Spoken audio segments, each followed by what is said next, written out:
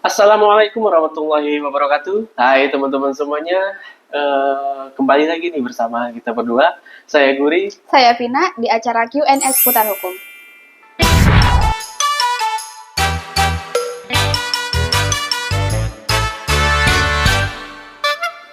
Nah, kali ini kita dapat pertanyaan nih Kak dari Naila Sani.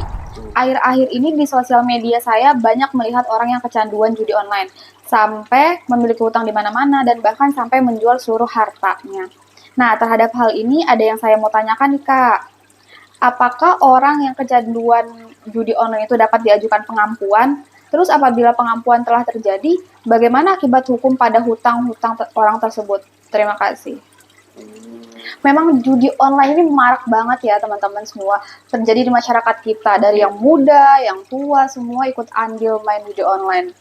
Yang menyebabkan timbulnya permasalahan-permasalahan baru pastinya.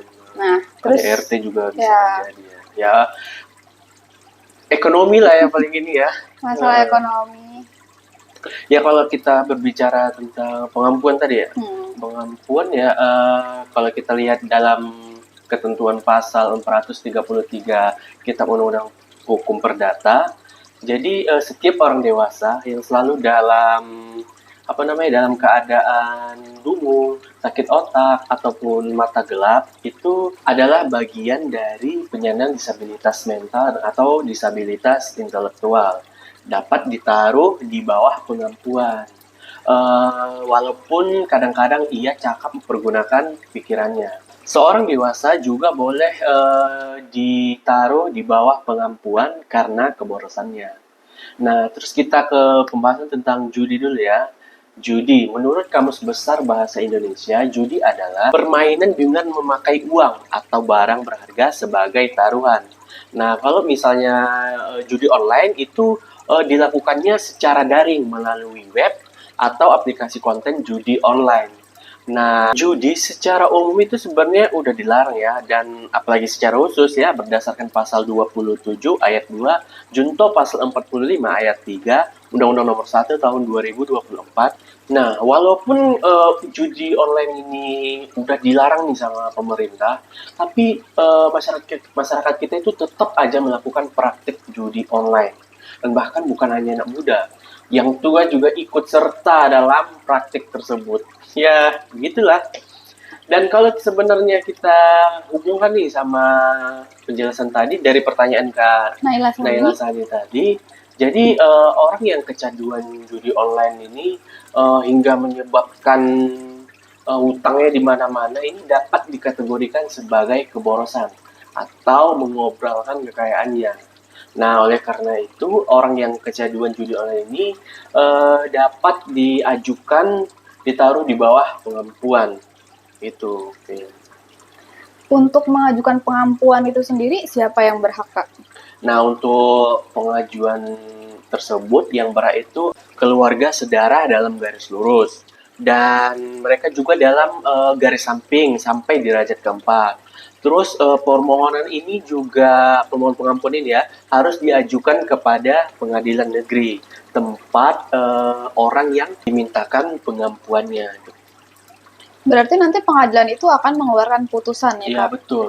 Jadi putusan atas suatu permintaan atau pengampuan harus diucapkan dalam sidang terbuka setelah mendengar atau memanggil dengan sah semua pihak dan berdasarkan kesimpulan jaksa.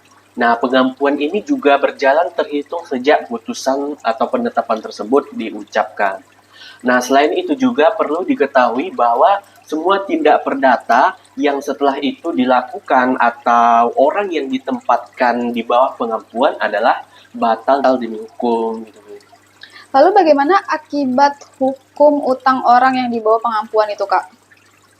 Ya, kalau hal itu dalam kita lihat bukunya R. Suroso yang berjudul Pengantar Ilmu Hukum. Jadi, akibat hukum adalah akibat dari suatu tindakan yang dilakukan untuk mendapatkan suatu akibat yang diinginkan oleh pelaku dan yang diatur oleh hukum.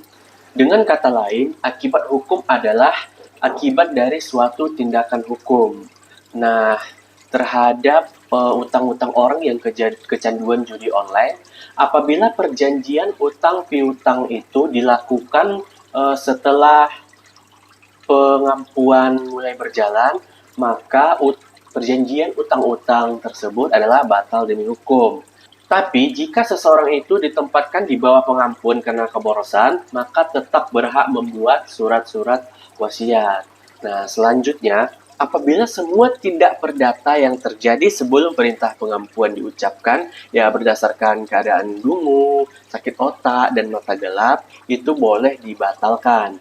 Bila dasar pengampuan ini telah ada pada saat tindakan-tindakan itu dilakukan. Dan diatur juga dalam pasal 447 Kitab Undang-Undang Hukum Perdata bahwa terhadap orang yang kecanduan judi online hingga punya utang di mana-mana karena pengampuannya dilakukan atas keborosan, jika utang tersebut sudah ada sebelum pengampuan, maka utang tersebut tidak dapat dibatalkan. Dan jika utang tersebut dilakukan sebelum adanya putusan pengadilan mengenai pengampuan, maka orang tersebut bisa melakukan perjanjian hutang piutang secara sah sesuai dengan syarat sah perjanjian.